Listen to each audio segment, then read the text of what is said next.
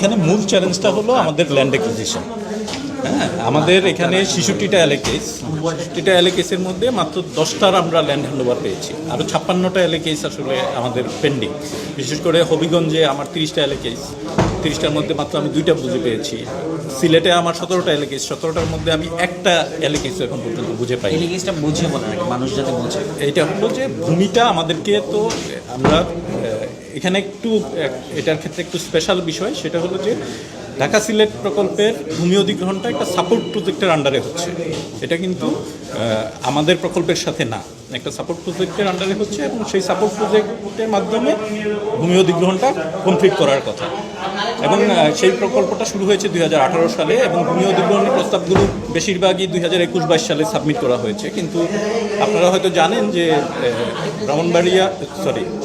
হবিগঞ্জ এবং সিলেট অংশে এটা যখন চূড়ান্ত পর্যায়ে যায় তখন স্থানীয় লোকজন এখানে শ্রেণী পরিবর্তন নিয়ে, ভূমির শ্রেণী পরিবর্তন নিয়ে মানববন্ধন করেন, আন্দোলন করেন এবং পরবর্তীতে এটা নিয়ে এক ধরনের জটিলতা এবং এক ধরনের স্থিতাবস্থা তৈরি হয়। তো এখন এগুলো কাজ করছে, ডিসি অফিসগুলো কাজ করছে। হবিগঞ্জে কিছু এস্টিমেট আমাদেরকে দিয়েছে, কিন্তু আমরা কিন্তু কোনো এস্টিমেট এখনও পাইনি সিলেটে। এখানে এই ভূমি অধিগ্রহণ না হলে ইউটিলিটি শিফটিংটাও করা যায় না, যে কারণে আসলে কাজ করার সুযোগটা নেই। আচ্ছা, একটা বিষয় গুরুত্বপূর্ণ যে এই ঢাকা সিলেট 4 লেন প্রকল্পকে আরেকটা ঝুলন্ত প্রকল্প হতে যাচ্ছে, কারণ এটা কবে শেষ হবে আপনাদের, বা এটা পিছিয়ে পড়েছে কি না, এটা কত পার্সেন্ট শেষ হয়েছে? এই পর্যন্ত এটার ফিজিক্যাল প্রোগ্রেস 15%। ল্যান্ড অ্যাকুইজিশন যেহেতু 15 মানে মাত্র 15%। ল্যান্ড অ্যাকুইজিশনের কারণে আমরা সড়ক বাঁধের কাজ করতে পারছি না, কিন্তু আমরা ব্রিজ কালভার্টের কাজগুলো এগিয়ে রাখছি, যাতে ভূমি অধিগ্রহণটা কমপ্লিট হওয়ার সাথে সাথে আমরা সড়ক বাঁধের কাজটা করে এটা কমপ্লিট করতে পারি।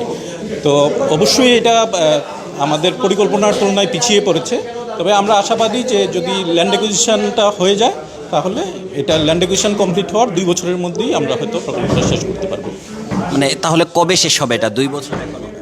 এটা ল্যান্ড অ্যাকুইজিশনটা তো আসলে আমাদের নিয়ন্ত্রণের বাইরে, আমরা বলতে পারছি না। আমরা আশ্বাস পাচ্ছি যে হয়তো 2026-এর মাঝামাঝি হয়তো ল্যান্ড অ্যাকুইজিশন একটা সাবস্টেন্সিয়াল অগ্রগতি হবে। তাহলে সেই হিসাবে আমরা হয়তো এখন চিন্তা করতে পারি, কিন্তু এখনও চূড়ান্ত সময়। ওই চিন্তাটা কত সালে? 2028-এর শেষ নাগাদ। কোন কোন অংশে কাজ বেশি হয়েছে ঢাকা সিলেট? কোন আমাদের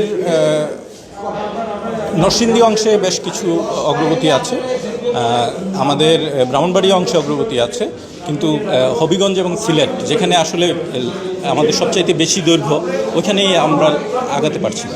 হলো যে ইয়ার থেকে ভৈরব ব্রিজ থেকে সরাইল মোড় পর্যন্ত এটা কিন্তু আমার প্রজেক্টের আন্ডারে না। সমস্যাটা এই জায়গায় ওই জায়গাটা অনেকদিন ধরে কাজ চলতেছিল, সমস্যাটা এই জায়গায়।